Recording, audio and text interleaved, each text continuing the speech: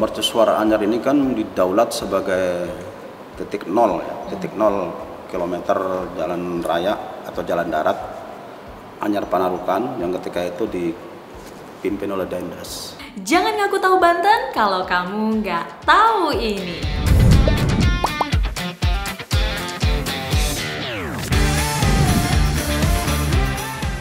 Tahukah kamu, di balik tingginya yang menjulang, Mercusuar Anyar ternyata punya sejarah panjang dalam pembangunannya? Banten merupakan salah satu provinsi di Indonesia yang memiliki kekayaan sejarah dan keindahan alam yang luar biasa. Peninggalan Kesultanan Banten, Banten Girang, Menara Mercusuar Anyar merupakan beberapa dari kekayaan sejarah yang dimiliki oleh Provinsi Banten.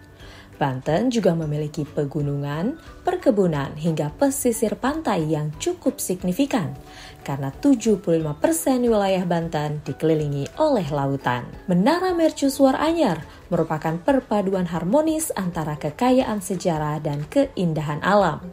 Terletak di Desa Cikoneng, Kecamatan Anyar, Kabupaten Serang, Provinsi Banten, Mercusuar Anyar menjadi sebuah landmark bersejarah yang tidak hanya menggambarkan masa lalu, namun juga menawarkan pengalaman berwisata yang menyenangkan.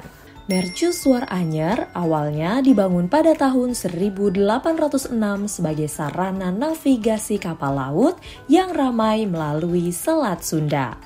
Pada masanya, Selat Sunda merupakan wilayah strategis dalam jalur perdagangan dan militer, sehingga untuk mengamankan itu, pemerintah kolonial membangun mercusuar yang ditempatkan di atas Tanjung Cikoneng. Untuk petunjuk ya, karena mercusuar itu kaitannya dengan ruang pantau juga, terus untuk petunjuk kapal-kapal yang mau mendarat di Anyar, dengan lampunya kalau malam hari kan terlihat bahwa ini daratan kayak gitu ya, sebagai fungsi mercusuar. Namun pada tahun 1883 saat letusan Gunung Krakatau terjadi dan menyebabkan tsunami, Mercusuar Anyar mengalami kehancuran hingga tersisa pondasinya saja. Setelah bencana alam tersebut, pemerintah kolonial Belanda berusaha memulihkan kehidupan di sekitar Pantai Anyar dengan melakukan beberapa pembangunan, antara lain pembangunan kembali mercusuar yang sangat penting keberadaannya bagi pengamanan jalur pelayaran Selat Sunda. Lantas, pada tahun 1885 dibangunlah kembali Mercusuar Anyar, tepatnya pada masa pemerintahan Raja Willem III. Letaknya 50 meter ke arah daratan dari sisa pondasi mercusuar lama. Kemudian setelah tsunami ya 1883, 2 tahun berikutnya dibangun lagi mercusuar yang baru yang menggunakan lempengan baja dan yang sekarang ini tingginya 75,5 meter, itu dibangun pada masa Raja William III. Menara Mercusuar Anyar yang baru berbahan lempengan baja memiliki ketinggian sekitar 75,5 meter, terdiri atas 286 anak tangga. Pada bagian puncaknya terdapat lampu yang berfungsi sebagai navigasi kapal-kapal yang melintas di hadapannya.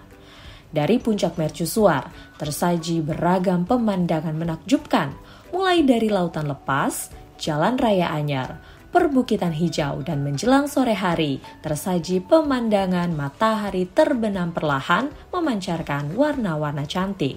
Pada sisa pondasi dari Mercusuar Anyar yang lama, kini dibuat sebuah monumen yang diyakini sebagai titik nol pembangunan Jalan Anyar Panarukan yang pembangunannya diprakarsai oleh Herman Willem Daendels, seorang gubernur jenderal Hindia Timur saat Belanda dipimpin oleh Louis Napoleon.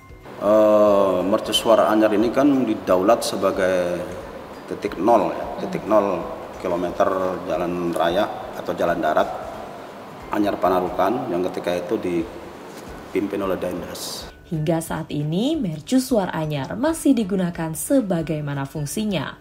Pengelolaan dan pemeliharaan mercusuar ini dipegang oleh Direktorat Jenderal Perhubungan Laut Kementerian Perhubungan. Mercusuar Anyar terdaftar dalam Daftar Suar Indonesia atau DSI dengan nomor 2260 dan dijaga oleh penjaga mercusuar, dibantu oleh seorang teknisi mercusuar Anyar yang secara teknis dibina oleh Distrik navigasi kelas 1 Tanjung Priok. Itu dia fakta menarik tentang Mercusuar Anyar. Kamu tahu apa lagi yang menarik yang ada di Banten?